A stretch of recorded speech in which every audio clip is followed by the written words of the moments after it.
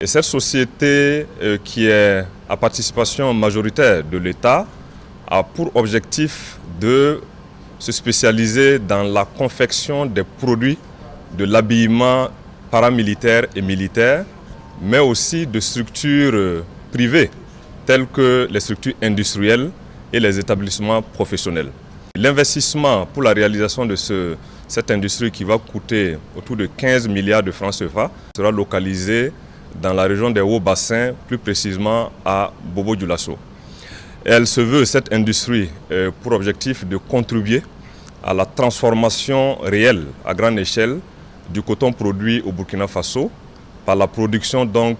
des vêtements, des produits de l'habillement des armées, mais aussi des produits de l'habillement des structures privées. Le deuxième décret, qui est relatif à une autorisation donnée à la société burkinabé des fibres textiles, la Sofitex, de participer au capital social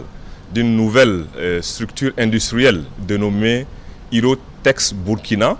permettra à la Sofitex donc de participer au capital de cette structure.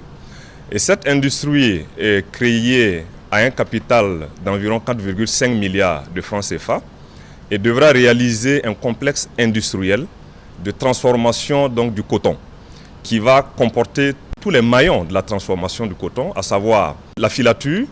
la teinture, le textile, la confection des habits, donc des chemises et des tricots. Cette unité qui sera sur deux sites, à savoir un site dans le centre-ouest, dans le village donc, de Sourgou, à 15 km de Koudougou, et un autre site dans la région donc, de la boucle du Mouhoun, vers donc, Sabou, est un vrai projet industriel qui est attendu par le gouvernement. Il s'agit d'un investissement d'environ 156 milliards de francs CFA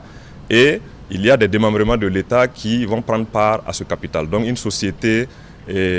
anonyme qui permettra donc de contribuer à la transformation d'environ 10% du coton fibre produit au Burkina Faso.